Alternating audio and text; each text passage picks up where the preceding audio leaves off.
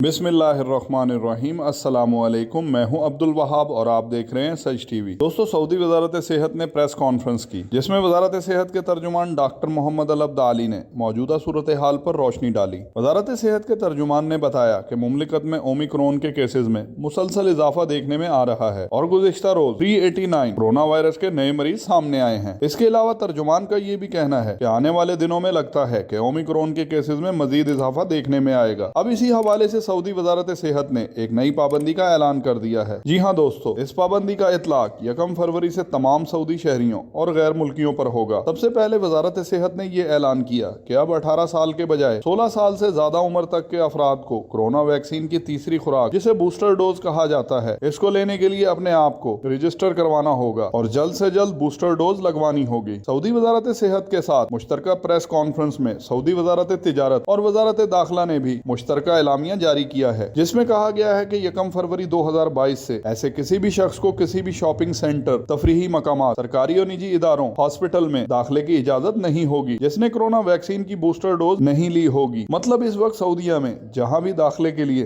तवक्कलना app दिखाई जाती है, 1 फरवरी 2022 से किसी भी ऐसे शख्स को दाखिल नहीं होने दिया जाएगा जिसने बूस्टर डोज नहीं लगवाई होगी। इंटरनेशनल फ्लाइट्स के हवाले से भी आने वाले दिनों में यही कानून लागू कर दिया जाएगा। इसलिए गैर मुल्की पहली फुर्सत में बूस्टर डोज लगवा लें, वरना आपको यकीनी इंटरनेशनल तौर पर सफर करने के लिए मुश्किलात का सामना करना पड़ेगा। इसके अलावा सऊदी वजारत सेहत से सवाल किया गया कि क्या सऊदी अरब में दोबारा से कर्फ्यू और लॉकडाउन लगाया जा सकता है, तो इस बारे में सऊदी वजारत सेहत का कहना है कि फिलहाल सूरत हाल कंट्रोल में है, लेकिन अगर नए मरीजों में इजाफा देखा गया तो वक्त पड़ने पर लॉकडाउन और कर्फ्यू की हिकमत अमली को भी अपनाया जा सकता है। तो दोस्तों, अब तक के लिए बस इतना ही। बाकी मजीद जैसे इस बारे में कोई अपडेट आएगी हम बर वक्त आपके साथ शेयर करेंगे। आपका कीमती वक्त देने का बहुत शुक्रिया। अस्सलामु अलैकुम व रहमतुल्लाहि व बरकातुहू।